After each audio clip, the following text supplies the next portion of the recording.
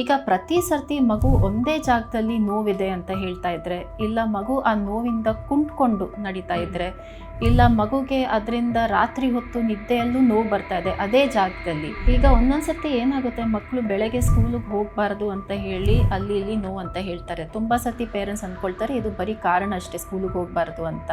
ಈಗ 3 ಇಂದ 8 ವರ್ಷ ಮಧ್ಯದ ಮಕ್ಕಳಲ್ಲಿ growing pain is the most common cause of joint pain. ಈಗ ಮಕ್ಕಳಲ್ಲಿ ಇಮ್ಯುನಿಟಿ ಹೇಗಿರುತ್ತೆ ಅಂದರೆ, ಬೆಳೆಯೋ ಇಮ್ಯುನಿಟಿ ಇನ್ನೂ ಮೆಚ್ಯೂರ್ ಆಗಿರಲ್ಲ. Normal maturity comes only at 18 years of age. ರಾತ್ರಿನೂ ಹೇಳಿಬಿಟ್ಟು ಬೆಳಗ್ಗೆನೂ ಎದ್ಬಿಟ್ಟು ನೋವು ಅಂತ ಹೇಳ್ತಾ ಇದ್ರೆ, ನಡೆಯೋಕೆ ಕಷ್ಟ ಆಗ್ತಾ ಇದ್ರೆ, that means it is a serious cause of pain ಅಂತ ಹೇಳ್ತೀವಿ. ಮಕ್ಕಳು ಪ್ರತಿ ಸತಿ ಒಂದೇ ಜಾಗದಲ್ಲಿ ನೋವು ಹೇಳಲ್ಲ. ಒಂದು ಸರ್ತಿ ಲೆಫ್ಟ್ ಕಾಲಲ್ಲಿ ಇರ್ಬೋದು, ಇನ್ನೊಂದು ಸರ್ತಿ ರೈಟ್ ಕಾಲಲ್ಲಿ ಇರ್ಬೋದು. ಪ್ರತಿ ಸರ್ತಿ ಜಾಯಿಂಟ್ಗೂ ತೋರಿಸಲ್ಲ, ಒಂದೊಂದು ಸರ್ತಿ ಜಾಯಿಂಟಿಗೆ ತೋರಿಸ್ತಾರೆ, ಇಲ್ಲ ಒಂದೊಂದು ಸರ್ತಿ ಮಸಲಿಗೆ ತೋರಿಸ್ತಾರೆ. ಸೊ ಈ ನೋವಿನ ಜಾಗ ಪ್ರತಿ ಸರ್ತಿ ಕನ್ಸಿಸ್ಟೆಂಟ್ ಆಗಿರಲ್ಲ. ಯಾವಾಗಲೂ ಮಕ್ಕಳಲ್ಲಿ ಇನ್ನೊಂದು very important condition joint pain ಅಂದರೆ, ಮಕ್ಕಳಲ್ಲಿ ಬ್ಲಡ್ ಕ್ಯಾನ್ಸರಿಂದನೂ ಜಾಯಿಂಟ್ ಪೇನ್ ಬರ್ಬೋದು. ಬೇಸ್ಡ್ ಆನ್ ಹಿಸ್ಟ್ರಿಯಲ್ಲೂ ನಮಗೆ ಗೊತ್ತಾಗ್ಬಿಡುತ್ತೆ what is usually the reason for joint pain. ನಿಮಗೆ one of the most common questions parents ಕೂಡ ಕೇಳೋದು ಇದನ್ನೇ, ಇದು ವಯಸ್ಸಾಗಿರೋ ಪ್ರಾಬ್ಲಮ್ ನೀವು ಹೇಗೆ ಹೇಳ್ತಾ ಇದ್ದೀರಾ ಮಕ್ಕಳಲ್ಲಿ ಬಂದಿದೆ ಅಂತ. ನಮ್ಮ ದೇಶಕ್ಕೆ ಬೇರೆ ಯಾವ ದೇಶನೂ ಅಟ್ಯಾಕ್ ಮಾಡಿಲ್ಲ. ಸುಮ್ಮನೆ ನಮ್ಮ ಆರ್ಮಿಯವ್ರು ಹೋಗ್ಬಿಟ್ಟು ಫೈರಿಂಗ್ ಸ್ಟಾರ್ಟ್ ಮಾಡಿದ್ರೆ ಸ್ವಂತ ಜನನೂ ಕೊಲ್ಬೋದಲ್ಲ. ಅವರು ಯಾವತ್ತೂ ಕಾರಣ ಇಲ್ಲದೆ ಇಮ್ಯುನಿಟಿ ನಮ್ಮಲ್ಲಿ ಆ್ಯಕ್ಟಿವ್ ಇರಬಾರ್ದು. ಇನ್ಫೆಕ್ಷನ್ ಇದ್ದರೆ ತಕ್ಷಣ ಆ್ಯಕ್ಟಿವ್ ಆಗಬೇಕು, ಇನ್ಫೆಕ್ಷನ್ ಇಲ್ದಾಗ ತಕ್ಷಣ ಆ್ಯಕ್ಟಿವ್ ಇಲ್ಲದೇನೂ ಇರಬಾರ್ದು. ಎರಡು both are very important. Septic arthritis ಆದರೆ ತಕ್ಷಣ ಹಾಸ್ಪಿಟಲ್ಗೆ ಹೋಗ್ಬಿಟ್ಟು ಆ ಜಾಯಿಂಟಿಂದ ನಾವು ನೀರನ್ನು ತೆಗಿಬೇಕಾಗುತ್ತೆ ಆ್ಯಂಡ್ ಆ್ಯಂಟಿಬಯೋಟಿಕ್ ಔಷಧಿ ತಕ್ಷಣ ಕೊಡಬೇಕಾಗುತ್ತೆ. ವಿತಿನ್ 24-48 hours ಆ ಥರ ಮಾಡಿಲ್ಲ ಅಂದರೆ ಪರ್ಮನೆಂಟ್ ಜಾಯಿಂಟ್ ಡ್ಯಾಮೇಜ್ ಆಗ್ಬೋದು. ಕೆಲವೊಂದು ಇಮ್ಯೂನ್ ಸಿಸ್ಟಮ್ ಪ್ರಾಬ್ಲಮಲ್ಲಿ immunity can attack any part of the body. ಅದಕ್ಕೆ ನಾವು ಕನೆಕ್ಟಿವ್ ಟಿಶ್ಯೂ ಡಿಸೀಸ್ ಅಂತ ಹೇಳ್ತೀವಿ. Joints are very hyper mobile in people of Indian or south East Asian origin. ಅದ್ರ ಎಕ್ಸ್ಟ್ರೀಮ್ ಎಂಡ್ ಅಂದರೆ dancers like Prabhudeva actor ಎಲ್ಲ ಇದ್ದಾರಲ್ಲ, ಅವ್ರ ಜಾಯಿಂಟ್ ಹೇಗಿದ್ರು ಅವರು ತಿರುಗಿಸ್ಬೋದು. ಬಟ್ ತುಂಬ ಜನ they are hyper mobile and flexible. Common ಆಗಿ ಅಂದ್ಕೋತೀವಿ ಏಜ್ ಆದಮೇಲೆ ಈ ಥರ ಗಂಟು ನೋವು ಬರುತ್ತೆ ಅಥವಾ ಸಂಧಿವಾತ ಬರುತ್ತೆ ಅಂತ. ಸೊ ಮಕ್ಕಳಲ್ಲಿ ಯಾಕೆ ಈ ಥರ ಆಗುತ್ತೆ ಅನ್ನುವಂಥ ಒಂದು ಕ್ವಶನ್ ಬರುತ್ತೆ.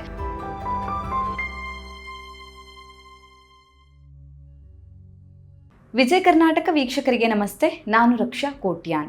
ಸಾಮಾನ್ಯವಾಗಿ ನಾವು ಸಂಧಿವಾತ ಅಥವಾ ಆರ್ಥರೈಟಿಸ್ ಅಂದ ತಕ್ಷಣ ಇದು ವಯಸ್ಸಾದವರಿಗೆ ಮಾತ್ರ ಬರುವಂಥ ಒಂದು ಕಂಡೀಷನ್ ಅಂತ ಅಂದ್ಕೋತೀವಿ. ಆದರೆ ಮಕ್ಕಳಲ್ಲೂ ಕೂಡ ಸಂಧಿವಾತ ಬರುವಂಥ ಸಾಧ್ಯತೆಗಳಿರ್ತವೆ. ಇದನ್ನು ಹೊರತಾಗಿಯೂ ಕೂಡ ಮಗುವಿಗೆ ಯಾವುದೇ ಗಾಯ ಆಗಿಲ್ಲ, ಆದರೂ ಕೂಡ ಮಗು ನೋವಂತ ಹೇಳ್ತಾ ಇದೆ ಅಂದಾಗ ಯಾವೆಲ್ಲ ಆರೋಗ್ಯ ಸಮಸ್ಯೆ ಇರಬಹುದು, ಅಥವಾ ಮೂಳೆಯಲ್ಲಿ, ಸ್ನಾಯುಗಳಲ್ಲಿ ಅಥವಾ ಸಂಧಿಗಳಲ್ಲಿ ಏನಾದರೂ ಸಮಸ್ಯೆ ಇರಬಹುದಾ? ಸೊ ಯಾವ ವಿಚಾರದ ಬಗ್ಗೆ ಪೇರೆಂಟ್ಸ್ ಅಲರ್ಟ್ ಆಗಿರಬೇಕಾಗತ್ತೆ? ಮಕ್ಕಳ ಬೆಳವಣಿಗೆ ವಿಚಾರದಲ್ಲಿ ಈ ಒಂದು ಸಂಧಿವಾತ ಆಗಿರ್ಬೋದು ಅಥವಾ ಸ್ನಾಯುಗಳ ಬೆಳವಣಿಗೆ ಎಷ್ಟು ಮುಖ್ಯ ಆಗುತ್ತೆ, ಈ ಎಲ್ಲ ವಿಚಾರದ ಬಗ್ಗೆ ಹೆಚ್ಚಿನ ಮಾಹಿತಿಯನ್ನು ತಿಳಿಸ್ಕೊಡೋದಕ್ಕೆ ಇವತ್ತು ನಮ್ಮ ಜೊತೆ ಇದ್ದಾರೆ doctor Chandrika S Bhat, consultant paediatric rheumatology and immune dysregulation service, Rainbow Children's Hospital, Bangalore. Doctor, ಕಾರ್ಯಕ್ರಮಕ್ಕೆ ಸ್ವಾಗತ. ತುಂಬ ಥ್ಯಾಂಕ್ಸ್ ರಕ್ಷಾ ನಮ್ಮನ್ನ ಕರೆದಿದ್ದಕ್ಕೆ. Thank you ma'am. ಈಗ ನಾವಿವತ್ತು ಮಾತಾಡ್ತಾ ಇರುವಂಥದ್ದು ಮಕ್ಕಳಲ್ಲಿ ಉಂಟಾಗುವಂಥ ಒಂದು ಸಂಧಿವಾತ ಆಗಿರ್ಬೋದು ಅಥವಾ ಬೇರೆ ಇನ್ಯಾವುದೇ ಸ್ನಾಯುಗಳಿಗೆ ಸಂಬಂಧಿಸಿದಂಥ ಸಮಸ್ಯೆ ಬಗ್ಗೆ. ಸೊ ಕಾಮನ್ ಆಗಿ ಈಗ ಒಂದು ಮಗು ನನಗೆ ಏನೋ ಮೈಕೈ ನೋವಾಗ್ತಿದೆ ಅಂತ ಹೇಳ್ತಾ ಇದೆ, ಆದರೆ ಯಾವುದೇ ಗಾಯ ಆಗಿಲ್ಲ. ಸೊ ಗಾಯ ಆಯಿತು, ಬ್ಲಡ್ ಫ್ಲೋ ಆಯಿತು ಅಂದಾಗ ನಾವು ಕಾಮನ್ ಆಗಿ ಹೆದರ್ತೀವಿ. ಆದರೆ ಏನು ಗಾಯ ಆಗಿಲ್ಲ, ಹೊರಗಡೆ ನೋಡೋದಕ್ಕೆ ಮಗು ಚೆನ್ನಾಗೇ ಇದೆ, ಆದರೆ ಮಗು ಸರಿಯಾಗಿ ಏನು ಆಟ ಆಡ್ತಾ ಇಲ್ಲ ಅಥವಾ ಆಕ್ಟಿವಿಟೀಸ್ ಚೆನ್ನಾಗಿಲ್ಲ, ನಂಗೆ ಮೈಕೈ ನೋವಾಗ್ತಿದೆ ಅಂತ ಹೇಳಿದಾಗ ಅದು ಒಂದು ಸೀರಿಯಸ್ ವಾರ್ನಿಂಗ್ ಆಗಿರುತ್ತಾ ಅಥವಾ ಪೇರೆಂಟ್ಸ್ ಯಾವಾಗ ಅಲರ್ಟ್ ಆಗಬೇಕಾಗತ್ತೆ ಅಂತ? ಈಗ ಮಕ್ಕಳಲ್ಲಿ ಅಲ್ಲಿ ಇಲ್ಲಿ ನೋವಿರೋದು ತುಂಬಾ ಕಾಮನ್. ಸೊ ದಿನ ಮಕ್ಕಳು ಆಟ ಆಡ್ಕೊಂಡು ಬಂದಮೇಲೆ ಅಲ್ಲಿ ನೋವು ಇಲ್ಲಿ ನೋವು ಅಂತ ಹೇಳ್ತಾನೆ ಇರ್ತಾರೆ. ಆವಾಗ ತಂದೆ ತಾಯಿಗೆ ಯಾವ ಟೈಮಲ್ಲಿ ನಾವು ಆ್ಯಕ್ಚುಲಿ ಡಾಕ್ಟರ್ ಹತ್ರ ಹೋಗ್ಬೇಕನ್ನೋದು ಒಂದೊಂದು ಸರ್ತಿ ತುಂಬ ಕನ್ಫ್ಯೂಸಿಂಗ್ ಆಗಿರಬಹುದು. ಈಗ ಪ್ರತಿ ಸರ್ತಿ ಮಗು ಒಂದೇ ಜಾಗದಲ್ಲಿ ನೋವಿದೆ ಅಂತ ಹೇಳ್ತಾ ಇದ್ರೆ, ಇಲ್ಲ ಮಗು ಆ ನೋವಿಂದ ಕುಂಟ್ಕೊಂಡು ನಡೀತಾ ಇದ್ರೆ, ಇಲ್ಲ ಮಗುಗೆ ಅದರಿಂದ ರಾತ್ರಿ ಹೊತ್ತು ನಿದ್ದೆಯಲ್ಲೂ ನೋವು ಬರ್ತಾ ಇದೆ ಅದೇ ಜಾಗದಲ್ಲಿ, ಎದ್ದು ಅಳ್ತಾ ಇದೆ ಅಂದ್ರೆ ನೋವು ವಿಪರೀತ ಆಗಿದೆ ಅಂತ ಅರ್ಥ. ಆ ತರ ಏನಾನ ಸಿಂಪ್ಟಮ್ ಇದ್ರೆ ಪ್ರತಿ ಸರ್ತಿ ನಾವೇನ್ ಹೇಳ್ತೀವಿ ಅಂದ್ರೆ ಇದನ್ನ ಇನ್ವೆಸ್ಟಿಗೇಟ್ ಒಂದ್ಸತಿ ತೋರ್ಸೋದು ಬೆಟರ್. ಈಗ ತುಂಬಾ ಸರ್ತಿ ಏನಾಗುತ್ತೆ, ಮಕ್ಕಳಿಗೆ ಒಂದು ಅಭ್ಯಾಸನೂ ಆಗಿರುತ್ತೆ, ಸಣ್ಣ ಪುಟ್ಟ ಏಟ್ ಆದ್ರೂ ತುಂಬಾ ನೋವ್ತಾ ಇದೆ ಅಂತ ಅಳೋದು. ಆದ್ರೆ ಒಂದೇ ಜಾಗದಲ್ಲಿ ಪದೇ ಪದೇ ಹೇಳ್ತಾ ಇದ್ರೆ, ಇಲ್ಲ ಅಲ್ಲಿ ನಾನು ಊತ ಇತ್ತು, ಇಲ್ಲ ಸ್ವಲ್ಪ ಮುಟ್ಟಿದಾಗ ಸ್ವಲ್ಪ ಜಾಸ್ತಿ ಬಿಸಿ ಇತ್ತು ಅಂತ ಹೇಳಿದ್ರೆ ಅಂತ ಲಕ್ಷಣಗಳಿದ್ರೆ ಒಂದ್ಸರ್ತಿ ಚೆಕ್ ಮಾಡಿಸೋದು ಬೆಟರ್ ಅಂತ ಹೇಳ್ತೀವಿ. ಓಕೆ ಓಕೆ, ಹಾಗಿದ್ರೆ ಒಂದೇ ಜಾಗದಲ್ಲಿ ಪದೇ ಪದೇ ನೋವಾಗ್ತಿದೆ ಅಂತ ಮಗು ಹೇಳ್ತಾ ಇದ್ದಾಗ ಇಲ್ಲ ಇದು ಸುಳ್ಳು ಹೇಳ್ತಾ ಇಲ್ಲ, ನಿಜವಾಗಿಯೂ ಪೈನ್ ಇರಬಹುದು ಅಂತ ಅನ್ಕೋಬೇಕಾಗುತ್ತೆ. ಈಗ ಒಂದೊಂದ್ಸರ್ತಿ ಏನಾಗುತ್ತೆ, ಮಕ್ಕಳು ಬೆಳಗ್ಗೆ ಸ್ಕೂಲಿಗೆ ಹೋಗ್ಬಾರ್ದು ಅಂತ ಹೇಳಿ ಅಲ್ಲಿ ಇಲ್ಲಿ ನೋವು ಅಂತ ಹೇಳ್ತಾರೆ. ತುಂಬಾ ಸತಿ ಪೇರೆಂಟ್ಸ್ ಅನ್ಕೊಳ್ತಾರೆ ಇದು ಬರೀ ಕಾರಣ ಅಷ್ಟೇ ಸ್ಕೂಲಿಗೆ ಹೋಗ್ಬಾರ್ದು ಅಂತ. ಆದ್ರೆ ಒಂದೇ ಜಾಗದಲ್ಲಿ ಬೆಳಗ್ಗೆ ಹೊತ್ತುನು ಮಗು ಅದೇ ಜಾಗದಲ್ಲಿ ನೋವು ಅಂತ ಹೇಳ್ತಾ ಇದ್ರೆ ಅದನ್ನು ಒಂದ್ಸರ್ತಿ ತೋರಿಸೋದು ಯಾವಾಗಲೂ ಬೆಟರ್. ಯಾಕಂದ್ರೆ ಕೆಲವೊಂದು ಕಂಡೀಷನ್ ಅಲ್ಲಿ ನಾವು ಅದ್ರ ಬಗ್ಗೆ ಆಮೇಲೆ ಮಾತಾಡ್ತೀವಿ. ನೋವು ಪ್ರತಿ ಸತಿ ಬೆಳಗ್ಗೆ ಹೊತ್ತು ಜಾಸ್ತಿ ಇರುತ್ತೆ. ಅದರಿಂದ ಎಲ್ಲಾ ಸಿಂಪ್ಟಮು ಮಗು ಸುಮ್ಮನೆ ಕಾರಣ ಇಲ್ಲದೆ ಹೇಳ್ತಾ ಇದೆ ಅಂತ ಅನ್ಕೊಳ್ಬಾರ್ದು. ಅದೇ ಜಾಗದಲ್ಲಿ ಹೇಳ್ತಾ ಇದ್ರೆ ತೋರಿಸೋದು ತುಂಬಾನೇ ಬೆಟರ್. ಓಕೆ ಡಾಕ್ಟರ್, ಹಾಗಿದ್ರೆ ನಿಮ್ಮ ಎಕ್ಸ್ಪೀರಿಯನ್ಸ್ ಅಲ್ಲಿ ಹೇಳ್ಬೇಕಾದ್ರೆ ಕಾಮನ್ ಆಗಿ ಮಕ್ಕಳಲ್ಲಿ ಈ ಯಾವೆಲ್ಲ ಆರೋಗ್ಯ ಸಮಸ್ಯೆ ಬರ್ಬೋದು, ಅಂದ್ರೆ ಜಾಯಿಂಟ್ ರಿಲೇಟೆಡ್ ಆಗಿ ಯಾವ ಇಶ್ಯೂಸ್ ಬರಬಹುದು ಅಂತ? ಈಗ ಬೆಳೆಯೋ ಮಕ್ಕಳಲ್ಲಿ ನಾನು ತಿರ್ಗಾ ಹೇಳ್ತೀನಿ, joint pain is very common. ಯಾಕಂದ್ರೆ ಬೆಳಿಬೇಕಂದ್ರೆ ಮಕ್ಕಳಲ್ಲಿ ಬೋನ್ ಬೇರೆ ರೇಟಲ್ಲಿ ಬೆಳೀತಾ ಇರುತ್ತೆ, ಮಸಲ್ ಬೇರೆ ರೇಟಲ್ಲಿ ಬೆಳೀತಾ ಇರುತ್ತೆ. So they can all pull on each other. ಅದರಿಂದನೇ ಮಕ್ಕಳಿಗೆ ತುಂಬಾ ಸತಿ ನೋವು ಬರ್ಬೋದು, which we call growing pain ಅಂತ. ಈಗ 3 ಇಂದ 8 ವರ್ಷ ಮಧ್ಯದ ಮಕ್ಕಳಲ್ಲಿ growing pain is the most common cause of joint pain. ಅದರಲ್ಲಿ ಏನಾಗುತ್ತೆ, ಮಗು ತುಂಬಾ ಆಕ್ಟಿವ್ ಇರ್ತಾರೆ ಬೆಳಗಿನ ಹೊತ್ತು, ಆಟ ಆಡೋದು, ಸ್ಕೂಲಲ್ಲಾಗ್ಲಿ ಮನೆ ಹತ್ರ ಆಗ್ಲಿ ಎಲ್ಲ ಆಟ ಆಡೋದ್ರಲ್ಲಿ ದೆಲ್ ಬಿ ನೋ ಇಂಟರ್ಫಿಯರೆನ್ಸ್. ಆದ್ರೆ ಮಗು ಸಾಯಂಕಾಲ ಹೊತ್ತು ಇಲ್ಲ ಮಲ್ಕೊಂಡ್ ಆದ್ಮೇಲೆ ಎದ್ದೇಳ್ತಾರೆ ನೋವು ಅಂತ ಹೇಳಿ. ಆದ್ರೆ ಒನ್ ವೆರಿ ಇಂಪಾರ್ಟೆಂಟ್ ಫೀಚರ್ ಅದರಲ್ಲಿ ಏನಂದ್ರೆ, ಮಕ್ಕಳಿಗೆ ಅದನ್ನ ನಾವು ಮಸಾಜ್ ಮಾಡಿದ್ರೆ ಆ ಕಾಲನ್ನ next day morning will be completely normal. ಅಂದ್ರೆ ನೆಕ್ಸ್ಟ್ ಡೇ ಬೆಳಗ್ಗೆ ಎದ್ದಾದ್ಮೇಲೆ ನೋವು ಅಂತ ಮಕ್ಕಳು ಹೇಳಲ್ಲ. ಆದ್ರೆ ಬೆಳಗ್ಗೆ ಎದ್ಬಿಟ್ಟು ಮಗು ನೋವಿದೆ ಅಂತ ರಾತ್ರಿನೂ ಹೇಳ್ಬಿಟ್ಟು ಬೆಳಗ್ಗೆನೂ ಎದ್ಬಿಟ್ಟು ನೋವು ಅಂತ ಹೇಳ್ತಾ ಇದ್ರೆ, ನಡೆಯಕ್ ಕಷ್ಟ ಆಗ್ತಾ ಇದ್ರೆ, that means it is a serious cause of pain ಅಂತ ಹೇಳ್ತೀವಿ. So first most important is growing pain. Growing ಪೇನ್ಗೆ ನಾವು ಏನು ಮಾಡ್ಬೇಕಂತ ಇಲ್ಲ. ಪೇರೆಂಟ್ಸ್ಗೆ ಯೂಶಲಿ ನಾವು ಹೇಳ್ತೀವಿ ಮಕ್ಕಳು ಬೆಳೆದಾದ್ಮೇಲೆ ಅದಾಗದೇ ಇದು ಸರಿ ಆಗೋಂತ ತೊಂದರೆ ಅಂತ. ಬಟ್ ಆ ಟೈಮಲ್ಲಿ ತುಂಬಾ ರಾತ್ರಿ ನೋವಿದ್ರೆ ಸ್ವಲ್ಪ ನೋವಿನ ಔಷಧಿ ಇಲ್ಲ ಮಸಾಜ್ ಮಾಡ್ಬೋದು. ಇನ್ನೊಂದು ಏನಂದ್ರೆ, ಗ್ರೋಯಿಂಗ್ ಪೇನ್ ನಲ್ಲಿ ಮಕ್ಕಳು ಪ್ರತಿ ಸತಿ ಒಂದೇ ಜಾಗದಲ್ಲಿ ನೋವು ಹೇಳಲ್ಲ. ಒಂದ್ಸತಿ ಲೆಫ್ಟ್ ಕಾಲಲ್ಲಿ ಇರ್ಬೋದು, ಇನ್ನೊಂದ್ಸತಿ ರೈಟ್ ಕಾಲಲ್ಲಿ ಇರ್ಬೋದು. ಪ್ರತಿ ಸರ್ತಿ ಜಾಯಿಂಟ್ಗೂ ತೋರಿಸಲ್ಲ, ಒಂದೊಂದ್ಸತಿ ಜಾಯಿಂಟ್ಗೆ ತೋರಿಸ್ತಾರೆ, ಇಲ್ಲ ಒಂದೊಂದ್ಸತಿ ಮಸಲ್ಗೆ ತೋರಿಸ್ತಾರೆ. ಸೊ ನೋವಿನ ಜಾಗ ಪ್ರತಿ ಸರ್ತಿ ಕನ್ಸಿಸ್ಟೆಂಟ್ ಆಗಿರಲ್ಲ ಗ್ರೋಯಿಂಗ್ ಪೇನ್. ಅಂದ್ರೆ ಒಂದೇ ಜಾಗದಲ್ಲಿ ಹೇಳೋದಿಲ್ಲ, ಬೇರೆ ಬೇರೆ ಬೇರೆ ಜಾಗದಲ್ಲಿ ಅಂತ ಹೇಳ್ತಾರೆ. And one more thing is, ಮಕ್ಕಳು ಅದರ್ವೈಸ್ ಆರ್ ವೆರಿ ಫೈನ್. ಬೆಳವಣಿಗೆ ಆಗ್ಲಿ ಡೆವಲಪ್ಮೆಂಟ್ ಆಗ್ಲಿ ಅದರಲ್ಲಿ ಏನು ಇಫೆಕ್ಟ್ ಬೀಳಲ್ಲ ಈ ಗ್ರೋಯಿಂಗ್ ಪೇನ್ ಇಂದ. ಆದರೆ ಬೇರೆ ತುಂಬ ಕಾರಣ ಇರುತ್ತೆ ಮಕ್ಕಳಲ್ಲಿ ಫಾರ್ ಪೇನ್. ಫಾರ್ ಎಕ್ಸಾಂಪಲ್, ಮಕ್ಕಳಲ್ಲಿ ಏನಾನ ಸ್ಟ್ರಕ್ಚರಲ್ ಪ್ರಾಬ್ಲಮ್ ಇದೆ ಅಂದ್ರೆ, ಒಂದೊಂದ್ಸತಿ ಹುಟ್ಬೇಕಂದ್ರೆ ಬೋನಲ್ಲಿ ಫಾರ್ಮೇಶನ್ ಅಲ್ಲಿ ಬೈ ಬರ್ತೇ ಇರುತ್ತೆ. ಅದರಲ್ಲಿ ಏನಾಗುತ್ತೆ, ಅದು ಹೊರಗಡೆಯಿಂದ ಒಂದೊಂದ್ಸತಿ ಪೇರೆಂಟ್ಸ್ಗೆ ಕಾಣಿಸ್ಬೋದು. ಯಾಕಂದ್ರೆ ಸ್ವಲ್ಪ ಆ ಕಾಲಿಂದು ಸ್ಟ್ರಕ್ಚರ್ ಸ್ವಲ್ಪ ಬೇರೆ ಇರುತ್ತೆ compare to other side. So ಆ ಥರ ಇದ್ರೆ ಮಕ್ಳಿಗೆ ಆ ಜಾಯಿಂಟ್ ಅಲ್ಲಿ ಪದೇ ಪದೇ ನೋವು ಬರ್ಬೋದು. ಇನ್ನೊಂದು ವೆರಿ ಇಂಪಾರ್ಟೆಂಟ್ ಜಾಯಿಂಟ್ ಪೇನ್ಗೆ ಕಾರಣ ಮಕ್ಕಳಲ್ಲಿ ಅಂದರೆ ಇನ್ಫೆಕ್ಷನ್ ಜಾಯಿಂಟ್ ಅಲ್ಲಿನೂ ಆಗ್ಬೋದು. ಸೆಪ್ಟಿಕ್ ಆರ್ಥ್ರೈಟಿಸ್ ಅಂತ ಹೇಳ್ತೀವಿ, that is a medical emergency. Septic arthritis ಆದರೆ ತಕ್ಷಣ ಹಾಸ್ಪಿಟಲ್ಗೆ ಹೋಗ್ಬಿಟ್ಟು ಆ ಜಾಯಿಂಟ್ ಇಂದ ನಾವು ನೀರನ್ನು ತೆಗಿಬೇಕಾಗುತ್ತೆ. ಆ್ಯಂಡ್ ಆಂಟಿಬಯೋಟಿಕ್ ಔಷಧಿ ತಕ್ಷಣ ಕೊಡಬೇಕಾಗುತ್ತೆ. ವಿತಿನ್ 24-48 hours ಅಲ್ಲಿ ಆ ಥರ ಮಾಡಿಲ್ಲ ಅಂದರೆ ಪರ್ಮನೆಂಟ್ ಜಾಯಿಂಟ್ ಡ್ಯಾಮೇಜ್ ಆಗ್ಬೋದು. ಅಂದ್ರೆ ಮತ್ತೆ ಸರಿ ಮಾಡೋದಿಕ್ಕೆ ಆಗೋದಿಲ್ಲ. So it is very important. ಮಕ್ಕಳಿಗೆ ಜಾಯಿಂಟ್ ಪೇನ್ ಜೊತೆ ಜ್ವರ ಇದ್ರೆ ಅದನ್ನ ಖಂಡಿತವಾಗಿ ಪೇರೆಂಟ್ಸ್ ಇಗ್ನೋರ್ ಮಾಡಬಾರ್ದು. ಆದಷ್ಟು ಬೇಗ ನಾನು ಹೇಳಿದಾಗೆ ವಿತಿನ್ 48 hours ಹತ್ರದ ಹಾಸ್ಪಿಟಲ್ ಹೋಗ್ಬೇಕಾಗುತ್ತೆ. ಇನ್ನೊಂದು ಮಕ್ಕಳಲ್ಲಿ ಈಗ ತುಂಬಾ ವೈರಲ್ ಇನ್ಫೆಕ್ಷನ್, ಚಿಕನ್ ಗುನ್ಯಾ ಅಂತ ಕೇಳಿರ್ತೀರಾ, ಅಂತ ವೈರಲ್ ಇನ್ಫೆಕ್ಷನ್ ಇಂದನೂ ಜಾಯಿಂಟ್ ಪೇನ್ ಬರಬಹುದು. ಹೌದು, ಗಂಟು ನೋವು ಸಿಂಪ್ಟಮ್ ಅಂತ ಹೇಳ್ತಾರೆ. ಬಟ್ ಅದ್ರಲ್ಲಿ ಏನಂದ್ರೆ ಇನ್ಫೆಕ್ಷನ್ ಜಾಯಿಂಟ್ ಅಲ್ಲಿ ಇಲ್ಲ. ಸೊ ಅಲ್ಲಿ ನಾವೇನು ತಕ್ಷಣ ಜಾಯಿಂಟ್ ಅಲ್ಲಿ ನೀರು ತೆಗೆಯೋದಾಗ್ಲಿ ಆಂಟಿಬಯೋಟಿಕ್ ಕೊಡೋದಾಗ್ಲಿ ಮಾಡೋದಿಲ್ಲ. ಇನ್ನೊಂದು ಕಂಡೀಷನ್ ಮಕ್ಕಳಲ್ಲಿ ನಾವು ರಿಯಾಕ್ಟಿವ್ ಆರ್ಥ್ರೈಟಿಸ್ ಅಂತ ಹೇಳ್ತೀವಿ. ಅಂದ್ರೆ ಇನ್ಫೆಕ್ಷನ್ ಒಂದು ಜಾಗದಲ್ಲಿ ಇರುತ್ತೆ. ಸಪೋಸ್ ಮಕ್ಕಳಿಗೆ ಬೇದಿ ಆಗಿರ್ಬೋದು ಹೇಳಿ, ಬೇದಿ ಇನ್ಫೆಕ್ಷನ್ ಒಂದು ಕಡೆ ಇದ್ರೂ ಒಂದೊಂದ್ಸರ್ತಿ ಇಮ್ಯುನಿಟಿ ಅದಕ್ಕೆ ಎಷ್ಟು ಬೇಕೋ ಅದಕ್ಕಿಂತ ಜಾಸ್ತಿ ರಿಯಾಕ್ಟ್ ಮಾಡಿದ್ರೆ ಬೇರೆ ಕಡೆ ತೊಂದರೆ ಮಾಡ್ಬೋದು. ಸೊ ಹಾಗಿದ್ರೆ ಇನ್ನೊಂದು ಕಡೆ ತೊಂದರೆ ಬರ್ಬೋದು, ವಿಚ್ ಇಸ್ ಜಾಯಿಂಟ್. ಅದಕ್ಕೆ ನಾವು ರಿಯಾಕ್ಟಿವ್ ಅಂದ್ರೆ ಒಂದು ಪ್ರಾಬ್ಲಮ್ ಇರೋದು ಇನ್ನೊಂದು ಕಡೆಯಲ್ಲಿ, immune system is reacting in an other place. ಅದಕ್ಕೆ ಅದನ್ನ ನಾವು ರಿಯಾಕ್ಟಿವ್ ಆರ್ಥ್ರೈಟಿಸ್ ಅಂತ ಹೇಳ್ತೀವಿ. ಅದಕ್ಕೂ ಏನು ಮಾಡ್ಬೇಕಂತ ಇಲ್ಲ. ಈ ಇನ್ಫೆಕ್ಷನ್ ನಾವು ಟ್ರೀಟ್ ಮಾಡಿದ್ರೆ ಅದಾಗದೆ ಅದು ಸೆಟಲ್ ಆಗೋಗ್ಬಿಡುತ್ತೆ. ಅಂಡ್ ಅದರಿಂದ ಜಾಯಿಂಟ್ ಡ್ಯಾಮೇಜ್ ಪರ್ಮನೆಂಟ್ ಏನು ಆಗಲ್ಲ. ಇನ್ನೊಂದು ಕಾರಣ ಮಕ್ಕಳಲ್ಲಿ ಜಾಯಿಂಟ್ ಪೇನ್ಗೆ ನಾವು ಜುವೆನೈಲ್ ಇಡಿಯೋಪತಿಕ್ ಆರ್ಥರೈಟಿಸ್ ಅಂದರೆ ಚೈಲ್ಡ್ಹುಡ್ ಆರ್ಥರೈಟಿಸ್ ಅಂತ ಹೇಳ್ತೀವಿ. ಇದರಲ್ಲಿ ತೊಂದರೆ ಇರೋದು ಮಕ್ಕಳದ್ದು ಇಮ್ಯೂನ್ ಸಿಸ್ಟಮಲ್ಲಿ. ಈಗ ಮಕ್ಕಳಲ್ಲಿ ಇಮ್ಯುನಿಟಿ ಹೇಗಿರುತ್ತೆ ಅಂದರೆ ಬೆಳೆಯೋ ಇಮ್ಯುನಿಟಿ ಇನ್ನೂ ಮೆಚ್ಯೂರ್ ಆಗಿರಲ್ಲ. Normal maturity comes only at 18 years of age. So ಒಂದೊಂದು ಸರ್ತಿ ಏನಾಗುತ್ತೆ, ಮಕ್ಕಳದ್ದು ಅವ್ರದ್ದೇ ಇಮ್ಯುನಿಟಿ, ಅವ್ರದ್ದೇ ಜಾಯಿಂಟನ್ನು ಫಾರಿನ್ ಅಂದ್ಕೊಂಡು ಅದ್ರ ವಿರುದ್ಧ ಫೈಟ್ ಮಾಡಕ್ ಸ್ಟಾರ್ಟ್ ಮಾಡುತ್ತೆ. Auto immune. ಸೊ ಆವಾಗ ಕಾರಣ ಇಲ್ಲದೆ ಮಗುಗೆ ಜಾಯಿಂಟ್ ಅಲ್ಲಿ ನೋವು ಬರೋದು, ಊತ ಬರೋದು, ನಡೆಯ ಕಷ್ಟ ಆಗೋದು, ಜಾಯಿಂಟ್ ಮೂವ್ಮೆಂಟ್ ಕಡಿಮೆ ಆಗೋದು, ಇಂಥದ್ದೆಲ್ಲ ಲಕ್ಷಣ ಕಂಡು ಬರಬಹುದು. ಆ್ಯಂಡ್ ಅಫ್ಕೋರ್ಸ್ ಲಾಸ್ಟ್ ನಾವು ಯಾವಾಗಲೂ ಮಕ್ಕಳಲ್ಲಿ ಇನ್ನೊಂದು very important condition joint pain ಅಂದರೆ ಮಕ್ಕಳಲ್ಲಿ ಬ್ಲಡ್ ಕ್ಯಾನ್ಸರಿಂದನೂ ಜಾಯಿಂಟ್ ಪೇನ್ ಬರ್ಬೋದು. ಅದರಲ್ಲಿ ಏನಾಗುತ್ತೆ ಮಕ್ಕಳಿಗೆ ಅಂದರೆ ತುಂಬ ವಿಪರೀತ ನೋವಿರುತ್ತೆ. ರಾತ್ರಿ ಹೊತ್ತು ನಿದ್ದೆ ಮಾಡೋಕ್ಕೂ ಆಗಲ್ಲ, ಬಟ್ ಬೆಳಗ್ಗೆನೂ ಮಕ್ಕಳು ಸರಿ ಇರಲ್ಲ. ವೇರೆಸ್ ನಾನು ಗ್ರೋಯಿಂಗ್ ಪೇನಲ್ಲಿ ಏನು ಹೇಳಿದೆ, ಮಕ್ಳಿಗೆ ರಾತ್ರಿ ಹೊತ್ತು ನೋವಿರುತ್ತೆ, ಬೆಳಗ್ಗೆ ಕಂಪ್ಲೀಟ್ಲಿ ನಾರ್ಮಲ್ ಆಗಿರ್ತಾರೆ. ಅಂದ್ರೆ ಮಸಾಜ್ ಮಾಡಿಲ್ಲ ಅಂದ್ರೂ ನಾರ್ಮಲ್ ಆಗ್ಬಿಡ್ತಾರೆ. ಬೆಳಗ್ಗೆ ಹೊತ್ತಲ್ಲಿ ರಾತ್ರಿ ಮಾತ್ರ ಇರುತ್ತೆ, ರೆಸ್ಟ್ ತಗೊಂಡ್ರೆ ಬೆಳಗ್ಗೆ ಹೊತ್ತು ನಾರ್ಮಲ್ ಆಗ್ಬಿಡ್ತಾರೆ. ಅದೇ ಕ್ಯಾನ್ಸರ್ ಇಂದ ಮಕ್ಕಳಿಗೆ ಜಾಯಿಂಟ್ ಪೇನ್ ಬಂದ್ರೆ ರಾತ್ರಿ ಆಗ್ಲಿ ಬೆಳಗ್ಗೆ ಆಗ್ಲಿ ನೋವು ಅದೇ ತರ ಇರುತ್ತೆ ಅಂಟಿಲ್ ಟ್ರೀಟ್ಮೆಂಟ್ ಸ್ಟಾರ್ಟ್ ಮಾಡೋ ತನಕ ನೋವು ಅಂತ ಹೇಳ್ತಾನೆ ಇರ್ತಾರೆ. ಅದ್ರ ಜೊತೆ ಮಕ್ಳಿಗೆ ಜ್ವರ ಇರಬಹುದು, ವೇಟ್ ಲಾಸ್ ಇರಬಹುದು, ತುಂಬಾ ಬೇರೆ ಲಕ್ಷಣನೂ ಇರುತ್ತೆ. ಆದ್ರೆ ಒಂದೊಂದ್ಸತಿ ಸ್ಟಾರ್ಟಿಂಗ್ ಸ್ಟೇಜ್ ಅಲ್ಲಿ ಬರೀ ಜಾಯಿಂಟ್ ಪೇನ್ ಮಾತ್ರ ಇರಬಹುದು, ಬೇರೆ ಸಿಂಪ್ಟಮ್ ಇಲ್ಲದೆ ಇರಬಹುದು. So over all these are different causes joint pain. ಆದ್ರೆ ಅದ್ರದ್ದು ಜೊತೆ ಏನು ಸಿಂಪ್ಟಮ್ ಇದೆ, ಏನು ಪ್ಯಾಟರ್ನ್ ಇದೆ, ಅದ್ರ ಮೇಲೆ ನಾವು ಡಿಸೈಡ್ ಮಾಡ್ತೀವಿ what is the actual cause of joint pain ಅಂತ. ಓಕೆ. ಹಾಗಿದ್ರೆ ಜಾಯಿಂಟ್ ಪೇನ್ ಬರೋದಕ್ಕೆ ಬೇರೆ ಬೇರೆ ಕಾರಣಗಳಿವೆ, ತುಂಬಾ ಕಾರಣ ಇರುತ್ತೆ. ಆ ಜಾಯಿಂಟ್ ಪೇನ್ ಜೊತೆಗೆ ಬೇರೆ ಅಸೋಸಿಯೇಟೆಡ್ ಸಿಂಪ್ಟಮ್ಸ್ ಏನಿದಾವೆ, ಮಗುವಿನ ಬಿಹೇವಿಯರ್ ಹೆಂಗಿದೆ ಅನ್ನೋದ್ರ ಮೇಲೆ ಡಿಪೆಂಡ್ ಆಗಿರುತ್ತೆ ಅಂತ.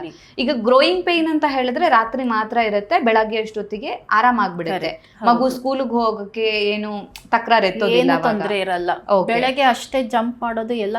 ಅಂಡ್ ಅದಕ್ಕೆ ನಾವು ಗ್ರೋಯಿಂಗ್ ಪೇನ್ ಜಾಸ್ತಿ ನೋಡೋದು ತುಂಬಾ ಆಕ್ಟಿವ್ ಇರೋ ಮಕ್ಕಳಲ್ಲಿ. ಬೆಳಗ್ಗೆ ತುಂಬಾ ಎಗರಾಡೋದು ಎಲ್ಲ ಮಾಡಿದ್ರೆ ರಾತ್ರಿ ಹೊತ್ತು ಗ್ಯಾರಂಟಿ ನೋವು ಬಂದೇ ಬರುತ್ತೆ. So more active they are, ರಾತ್ರಿ ಹೊತ್ತು ಅಷ್ಟೇ ಜಾಸ್ತಿ ನೋವು ಬರುತ್ತೆ. ಅದಕ್ಕೆ ನಾವು ಜಾಸ್ತಿ ಹುಡುಗರಲ್ಲಿ ನೋಡ್ತೀವಿ ಈ ಗ್ರೋಯಿಂಗ್ ಪೇನ್, ಹುಡುಗಿರಲ್ಲೂ ನೋಡ್ತೀವಿ, but more in correct, exactly. So ಅದಕ್ಕೋಸ್ಕರ ಫಿಸಿಕಲ್ ಆಕ್ಟಿವಿಟಿ ರೆಸ್ಟ್ರಿಕ್ಟ್ ಮಾಡಬೇಕು ಅಂತ ನಾವು ಹೇಳ್ತಾ ಇಲ್ಲ, ಬಟ್ ಇಟ್ ಇಸ್ ಇಂಪಾರ್ಟೆಂಟ್. ಇದರಿಂದ ಪೇರೆಂಟ್ಸ್ ಏನು ಟೆನ್ಷನ್ ಪಡೋದು ಬೇಡ. ಅಂದ್ರೆ ನ್ಯಾಚುರಲ್ ಅದು ಗ್ರೋಯಿಂಗ್ ಪೇನ್ ಎಲ್ಲ ಮಕ್ಕಳಲ್ಲಿ ಇದ್ದೇ ಇರುತ್ತೆ, ಬಟ್ ಇಂಟೆನ್ಸಿಟಿ ಮೇ ವೇರಿ. ಒಬ್ಬೊಬ್ರಿಗೆ ಮೈಲ್ಡ್ ಇರ್ಬೋದು, ಒಬ್ಬೊಬ್ರಿಗೆ ಸಿವಿಯರ್ ಇರ್ಬೋದು, ಬಟ್ ಇಬ್ರಿಗೂ ಏನು ಟ್ರೀಟ್ಮೆಂಟ್ ಬೇಡ. ಓಕೆ.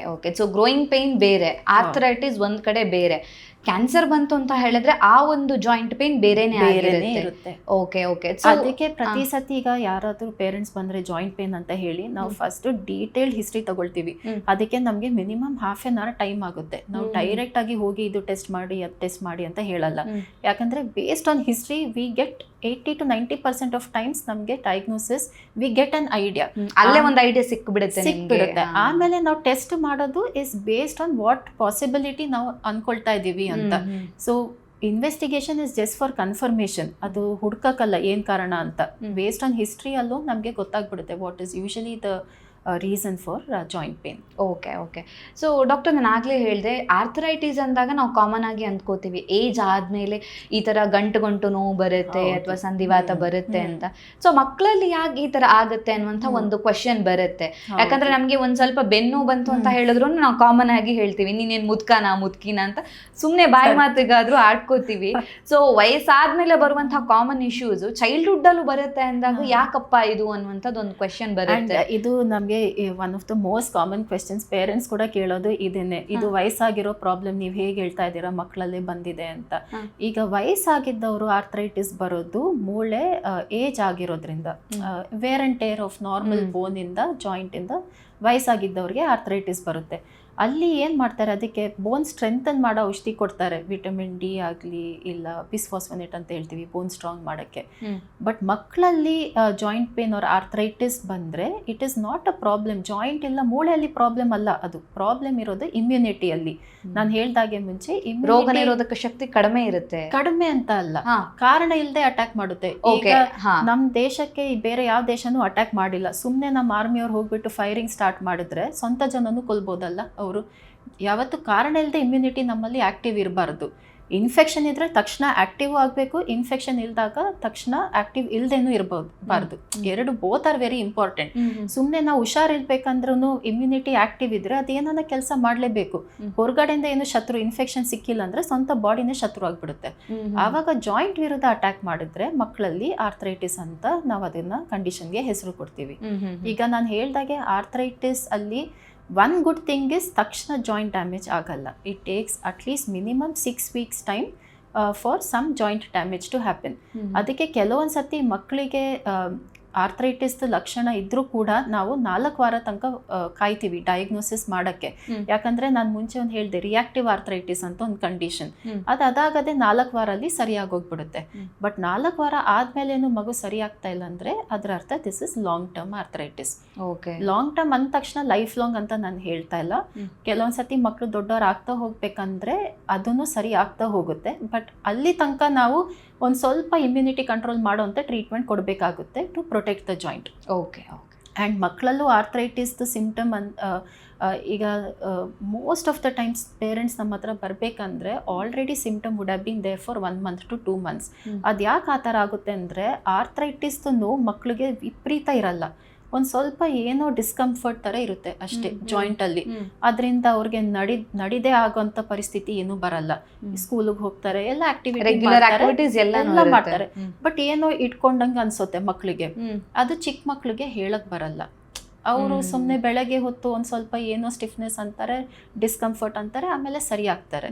ಅದು ಯಾಕೆ ಅಂದರೆ ಆರ್ಥರೈಟಿಸ್ ನೋವಿರುತ್ತೆ ಅಲ್ಲ ಮಕ್ಕಳಲ್ಲಿ ಯಾವತ್ತು ರೆಸ್ಟ್ ಆದಮೇಲೆ ಜಾಸ್ತಿ ಇರುತ್ತೆ. ಸೊ ಬೆಳಗ್ಗೆ ಎದ್ದ ತಕ್ಷಣ ನೋವು ಇಲ್ಲ ಸ್ಟಿಫ್ನೆಸ್ ತುಂಬಾ ಜಾಸ್ತಿ ಇರುತ್ತೆ. ಆ ಮಗು ನಡೀತಾ ಹೋಗ್ಬೇಕಂದ್ರೆ ಸ್ಟಿಫ್ನೆಸ್ ಅದಾಗದೆ ರಿಲೀವ್ ಆಗ್ತಾ ಹೋಗುತ್ತೆ. ಸೊ ಏನಾಗುತ್ತೆ, ಒಂದು ಅರ್ಧ ಗಂಟೆ 1 ಗಂಟೆ ಆದ್ಮೇಲೆ this child will look fine. ಆವಾಗ ತಂದೆ ತಾಯಿಗೆ ಅನ್ಸುತ್ತೆ ಏನೋ ಪ್ರಾಬ್ಲಮ್ ಏನೂ ಇಲ್ಲ ಅನ್ಸುತ್ತೆ, ಯಾಕಂದ್ರೆ ಮಗು ಈಗ ಸರಿಯಾಗಿ ನಡೀತಾ ಇದೆ ಅಲ್ವಾ ಅಂತ. ಅದರಿಂದ ಅವ್ರಿಗೆ ಗೊತ್ತಾಗಕ್ಕೆ ಆಕ್ಚುಲಿ ಪ್ರಾಬ್ಲಮ್ ಇದೆ ಅಂತ ತುಂಬಾ ಟೈಮ್ ಹೋಗ್ಬಿಡುತ್ತೆ. ಅದರಲ್ಲೇ ಮೆನಿ ಟೈಮ್ಸ್ ಏನಾಗುತ್ತೆ, ಅವ್ರು ನಮ್ಮ ಹತ್ರ ಬರ್ಬೇಕಂದ್ರೆ ಮಗುಗೆ ಊತ ಬಂದಿರುತ್ತೆ. ಊತ ಬಂದ್ಮೇಲೆನೆ ಅವರು ಹಾಸ್ಪಿಟಲ್ಗೆ ಬರೋದು. ಆದ್ರೆ ಸಿಂಪ್ಟಮ್ ಅದಕ್ಕಿಂತ ಮುಂಚೆನೆ 1 ತಿಂಗಳು ಯೂಶಲಿ ಇದ್ದೇ ಇರುತ್ತೆ. ನಾನು ಹೇಳ್ದಲ್ಲೇ ಬೆಳಗ್ಗೆ ಹೊತ್ತು ನೋವಿರೋದು, ಇಲ್ಲ ಸ್ವಲ್ಪ ಹೊತ್ತು ಕಾರ್ ಡ್ರೈವ್ ಎಲ್ಲಾದ್ರೂ ಹೋಗ್ತಾರೆ, 1 ಗಂಟೆ 2 ಗಂಟೆ ಮಗು ಕಾರಲ್ಲಿ ಕೂತಿರುತ್ತೆ. ಇಳಿಬೇಕಂದ್ರೆ ಸ್ಟಿಫ್ನೆಸ್ ಇರುತ್ತೆ, ಯಾಕಂದ್ರೆ after rest symptom is more. So ಯಾವಾಗಾದ್ರೂ ಮಕ್ಕಳಿಗೆ ರೆಸ್ಟ್ ಆದ್ಮೇಲೆ ಡಿಸ್ಕಂಫರ್ಟ್ ಇಲ್ಲ ಸ್ಟಿಫ್ನೆಸ್ ಇದೆ ಅಂದರೆ please always think of arthritis ಇರಬಹುದಾ ಅಂತ ಒಂದು ಸರ್ತಿ ತೋರಿಸೋದು it is better. Okay so ಬೆಳಗಿನ ಟೈಮಲ್ಲೂ ನೋವಿದೆ ಅಂತ ಹೇಳಿದಾಗ್ಲೂ ಕೂಡ ತೋರಿಸಬೇಕಾಗುತ್ತೆ. ಪೇರೆಂಟ್ಸ್ ಅಲರ್ಟ್ ಆಗಿರ್ಬೇಕು. ಯಾಕಂದ್ರೆ ಸರ್ತಿ ಅನ್ಕೊಳ್ತಾರೆ ಸ್ಕೂಲಿಗೆ ಹೋಗಕ್ಕೆ ಇಷ್ಟ ಇಲ್ಲ ಮಗುಗೆ, ಅದಕ್ಕೆ ಬೆಳಗ್ಗೆ ಹೊತ್ತೇ ಕಾರಣ ಹೇಳ್ತಾ ಇದ್ದಾರೆ ಮಕ್ಕಳು ಅಂತ ಅನ್ಕೋತಾರೆ. ಹೌದು, ಯಾಕಂದ್ರೆ ಮಧ್ಯಾಹ್ನ ಅಷ್ಟೊತ್ತಿಗೆ ಮಗು ಇಸ್ ಅಬ್ಸಲ್ಯೂಟ್ಲಿ ನಾರ್ಮಲ್, ಊಟ ಮಾಡೋದು ಎಲ್ಲ ಚೆನ್ನಾಗಿರುತ್ತೆ. ಸೊ ಅವ್ರಿಗೆ ಅನ್ಸುತ್ತೆ ಇದು ಮಗು ಸುಮ್ಮನೆ ಕಾರಣ ಇಲ್ಲದೆ ಹೇಳ್ತಾ ಇದೆ ಅಂತ. ಓಕೆ ಡಾಕ್ಟರ್, ಹಾಗಿದ್ರೆ ನಿಮ್ಮ ಎಕ್ಸ್ಪೀರಿಯನ್ಸ್ ಅಲ್ಲಿ ನೋಡೋದಾದ್ರೆ ಮೋಸ್ಟ್ ಕಾಮನ್ ಆಗಿ ಮಕ್ಕಳಲ್ಲಿ ಈ ಹೇಳಿರುವಂತ ಪ್ರಾಬ್ಲಮ್ ಅಲ್ಲಿ ಯಾವ್ದು ಬರುತ್ತೆ? ಅಂದ್ರೆ ಆರ್ಥರೈಟಿಸ್ ಜಾಸ್ತಿ ಇರುತ್ತಾ, ನಿಮ್ಮ OPD ಗೆ ಇಂಥದ್ದೇ ಕೇಸ್ಗಳು ಜಾಸ್ತಿ ಬರುತ್ತಾ, ಹೇಗೆ ಅಂತ? ಇಲ್ಲ, ಜಾಸ್ತಿ ಬರೋದಂದ್ರೆ ಗ್ರೋಯಿಂಗ್ ಪೇನ್ ಇಂದಾನೆ ಮಕ್ಕಳು ಬರೋದು, ಜಾಯಿಂಟ್ ಪೇನ್ ಇಟ್ಕೊಂಡು. Arthritis is probably the second most common ಅಂತ ಹೇಳ್ಬೋದು. Most common is still growing pain. ಆದರೆ ನಮ್ಮ ಕಂಟ್ರಿಯಲ್ಲಿ ಇನ್ನೊಂದು ಅಂದರೆ ಪೀಪಲ್ ಆಫ್ ಇಂಡಿಯನ್ ಒರಿಜಿನ್ ಇಲ್ಲ ಸೌತ್ ಈಸ್ಟ್ ಏಷ್ಯನ್ ಒರಿಜಿನ್ ಇನ್ನೊಂದು ಪ್ರಾಬ್ಲಮ್ ಏನಂದರೆ we are very flexible. So joints are very hyper mobile in people of Indian or south East Asian origin. ಅದ್ರದ್ದು extreme end ಅಂದರೆ ಡಾನ್ಸರ್ಸ್ ಲೈಕ್ ಪ್ರಭುದೇವ ಆ್ಯಕ್ಟರ್ ಎಲ್ಲ ಇದ್ದಾರಲ್ಲ, ಅವ್ರ joint ಹೇಗಿದ್ರು ಅವರು ತಿರುಗಿಸ್ಬೋದು. ಬಟ್ ತುಂಬ ಜನ they are hyper mobile and flexible. So ಇಂಥ ಫ್ಲೆಕ್ಸಿಬಿಲಿಟಿ ಜಾಸ್ತಿ ಇದ್ದಿದ್ದ ಮಕ್ಳಿಗೂ ಕೂಡ end of the day joint use ಮಾಡಿದ್ರೆ ನೋವು ಬರೋಂಥ ಚಾನ್ಸ್ ಜಾಸ್ತಿ ಇರುತ್ತೆ. ಈಗ ತುಂಬ ಬರೆದ್ರೆ ಫಿಂಗರ್ಸಲ್ಲಿ ನೋವು ಬರುತ್ತೆ, ತುಂಬ ಓಡಾಡೋದು ಮಾಡಿದ್ರೆ ಕಾಲಲ್ಲಿ ನೋವು ಬರ್ಬೋದು. So depending on which part of the body is used ಅಲ್ಲಿ ನೋವು ಬರೋ ಚಾನ್ಸ್ ಇರುತ್ತೆ. So one more very common cause of pain is joint hyper mobility Indian children ಅಲ್ಲಿ. ಆಫ್ಟರ್ ದಟ್ ಆರ್ಥರೈಟಿಸ್ ಅಂತ ನಾನು ಹೇಳಿದ್ನಲ್ಲ, that is one of the causes. ಈಗ arthritis ಅಲ್ಲೂ ಮಕ್ಕಳಲ್ಲಿ 7 ಥರದ ಆರ್ಥರೈಟಿಸ್ ಇದೆ. ಅದರಲ್ಲಿ ಟೈಪ್ಸ್ ಇದೆ, 7 ಡಿಫ್ರೆಂಟ್ ಟೈಪ್ ಇದೆ. ಸೊ ಆ ಟೈಪದ ಮೇಲೆ ಡಿಪೆಂಡ್ ಆಗುತ್ತೆ ಮಕ್ಳಿಗೆ ಎಷ್ಟು ಟೈಮ್ ಸಿಂಪ್ಟಮ್ ಇರಬಹುದು, ಎಷ್ಟು ಟೈಮ್ ಅವರು ಆರ್ಥರೈಟಿಸ್ ಇಟ್ಕೊಂಡು ಬೆಳಿಬಹುದು, ಇಲ್ಲ ದೊಡ್ಡವರಾದ್ಮೇಲೆನೂ ಆರ್ಥರೈಟಿಸ್ ಬರ್ಬಹುದಾ ವಾಪಸ್ ಅಂತ. It all depends on which type of arthritis ಅದರಲ್ಲಿ. And depending upon type of arthritis ಇನ್ನೊಂದು ಏನಂದರೆ, ಈಗ ನಾನು ಹೇಳ್ದಾಗೆ arthritis problem is not with the joint, it is with the immune system. So joint ಬಿಟ್ಟು ಬೇರೆ ಆರ್ಗನ್ ವಿರುದ್ಧನೂ ಒಂದೊಂದು ಸರ್ತಿ ಇಮ್ಯುನಿಟಿ ಅಟ್ಯಾಕ್ ಮಾಡ್ಬೋದು. ಕಣ್ಣಾಗ್ಲಿ ಇಲ್ಲ ಹೊಟ್ಟೆ ಆಗಲಿ ಆ ಥರನೂ ಸಿಂಪ್ಟಮ್ಸ್ ಬರ್ಬೋದು ಒಂದೊಂದು ಸರ್ತಿ ಮಕ್ಳಿಗೆ ಆರ್ಥರೈಟಿಸ್ ಜೊತೆ. ಅದು ಅಲ್ಲದೆ ಒಂದೊಂದು ಸರ್ತಿ ಕೆಲವೊಂದು ಇಮ್ಯೂನ್ ಸಿಸ್ಟಮ್ ಪ್ರಾಬ್ಲಮಲ್ಲಿ immunity can attack any part of the body. ಅದಕ್ಕೆ ನಾವು ಕನೆಕ್ಟಿವ್ ಟಿಶ್ಯೂ ಡಿಸೀಸ್ ಅಂತ ಹೇಳ್ತೀವಿ. ಒಂದು very common example is a condition called lupus SLE ಅಂತ ಹೇಳ್ತೀವಿ. ಅದರಲ್ಲಿ ಯೂಶಲಿ ಆ ತೊಂದರೆ ಬರೋದು ಹುಡುಗಿರಲ್ಲಿ ಜಾಸ್ತಿ ಬರುತ್ತೆ. ದೊಡ್ಡವರಾಗೋ ಏಜಲ್ಲಿ 9 ವರ್ಷ ಆದಮೇಲೆ ಅದ್ರ ಲಕ್ಷಣ ಕಂಡು ಬರುತ್ತೆ ಮಕ್ಕಳಲ್ಲಿ. ಅದರಲ್ಲಿ ಪದೇ ಪದೇ ಜ್ವರ ಬರೋದು, ಅಲ್ಲಲ್ಲಿ ನೋವು ಬರೋದು, ಜಾಯಿಂಟಲ್ಲಿ ಕೂದಲು ಬೀಳೋದು, ಬಾಯಲ್ಲಿ ಉಣ್ಣಾಗೋದು, ಮುಖದ ಮೇಲೆ ರ್ಯಾಷಸ್, ಅಂದರೆ ಎಲ್ಲೆಲ್ಲಿ ಬಿಸಿಲು ಬೀಳುತ್ತೆ ಅಲ್ಲೇ ರ್ಯಾಶ್ ಬರುತ್ತೆ. ಸೊ ಕಾಮನ್ ಆಗಿ ಮುಖದ ಮೇಲೆ ಇಲ್ಲ ಕೈ ಎಕ್ಸ್ಪೋಸ್ಡ್ ಪಾರ್ಟ್ಸ್ ಅಂತ ಹೇಳ್ತೀವಿ ಅಲ್ಲ, ಅಲ್ಲಿ ರ್ಯಾಶ್ ಬರೋದು, ತುಂಬ ಸುಸ್ತಾಗೋದು ಮಕ್ಕಳಿಗೆ, ಆ ಥರದ್ದೆಲ್ಲ ಲಕ್ಷಣ ಇರುತ್ತೆ. ಯೂಶಲಿ ಲೂಪಸ್ ಇಲ್ಲ SLE ಬಂದರೆ it is a long term condition. And in that condition ಅದಕ್ಕೆ ನಾವು ಇಮಿಡಿಯೇಟ್ ಆಗಿ ಅದನ್ನು ಡಯಾಗ್ನೋಸ್ ಮಾಡಿ ಟ್ರೀಟ್ಮೆಂಟ್ ಸ್ಟಾರ್ಟ್ ಮಾಡೋದು ತುಂಬ ಇಂಪಾರ್ಟೆಂಟ್. ಅದ್ರದ್ದು ಅವೇರ್ನೆಸ್ ನಮ್ಮ ದೇಶದಲ್ಲಿ ತುಂಬ ಕಡಿಮೆ ಇದೆ, but it is very very common in adolescent age group ಹುಡುಗಿರಲ್ಲಿ. So that is another cause of joint pain, immunity related ನಾನು ಹೇಳ್ತಾ ಇರೋದು. Okay thank you ma'am, thank you so much. ನಮ್ಮ ಇವತ್ತಿನ ಕಾರ್ಯಕ್ರಮದಲ್ಲಿ ಮಕ್ಕಳಲ್ಲಿ ಉಂಟಾಗುವಂಥ ಜಾಯಿಂಟ್ ಪೇನ್, ಸೊ ಅದಕ್ಕೆ ಹಲವಾರು ಕಾರಣಗಳಿದಾವೆ ಅನ್ನೋದನ್ನ ಒಂದೊಂದಾಗಿ ಬಿಡಿಸಿ ಹೇಳಿದ್ರೆ, ಅಂದ್ರೆ ಬೇರೆ ಬೇರೆ ಕಾರಣಗಳಿರ್ಬೋದು. ಸೊ ಯಾವ ಕಾರಣಕ್ಕೋಸ್ಕರ ಬರುತ್ತೆ, ಯಾವಾಗ ಅಲರ್ಟ್ ಆಗಬೇಕಾಗತ್ತೆ, ಬೆಳಗ್ಗೆನ ಸಂಜೆನ, ಅಥವಾ ಮಕ್ಕಳ ಆಕ್ಟಿವಿಟೀಸ್ ಅನ್ನ ಪೇರೆಂಟ್ಸ್ ಹೇಗೆ ಅಬ್ಸರ್ವ್ ಮಾಡಬೇಕಾಗತ್ತೆ, ಟ್ರೀಟ್ಮೆಂಟ್ ಆಪ್ಷನ್ಸ್ ಹೇಗಿರುತ್ತೆ, ಸ್ಟಿರಾಯ್ಡ್ ಬಗ್ಗೆ ಹೆಚ್ಚು ಭಯ ಪಡೋದು ಬೇಕಾಗಿಲ್ಲ ಅನ್ನುವಂಥದ್ದು. ಸೊ ಎಲ್ಲ ವಿಚಾರದ ಬಗ್ಗೆ ಒಂದು ಡೀಟೇಲ್ಡ್ ಆಗಿರುವಂಥ ಇನ್ಫಾರ್ಮೇಶನ್ ಅನ್ನ ಕೊಟ್ಟಿದ್ದೀರಾ. ಸೊ ಒಂದು ಪೇರೆಂಟ್ಸ್ಗೆ ಒಂದು ಅರಿವನ್ನ ಮೂಡಿಸಿದ್ದೀರಾ ಅಂತಾನೆ ಹೇಳ್ಬೋದು. Thank you ma'am, thank you so much. ನಮ್ಮ ಇವತ್ತಿನ ಕಾರ್ಯಕ್ರಮದಲ್ಲಿ ಮಕ್ಕಳಲ್ಲಿ ಉಂಟಾಗುವಂಥ ಸಂಧಿವಾತ ಅಥವಾ ಆರ್ಥರೈಟಿಸ್ನ ಬಗ್ಗೆ ಡಾಕ್ಟರ್ ನಮಗೆ ಹೆಚ್ಚಿನ ಮಾಹಿತಿಯನ್ನು ತಿಳಿಸ್ಕೊಟ್ಟಿದ್ದಾರೆ. ಆರೋಗ್ಯಕ್ಕೆ ಸಂಬಂಧಿಸಿದಂಥ ಹೆಚ್ಚಿನ ವಿಡಿಯೋಗಳನ್ನು ನಮ್ಮ ವಿಜಯ ಕರ್ನಾಟಕ ಹೆಲ್ತ್ ಪೇಜ್ನಲ್ಲಿ ನೀವು ನೋಡಬಹುದು.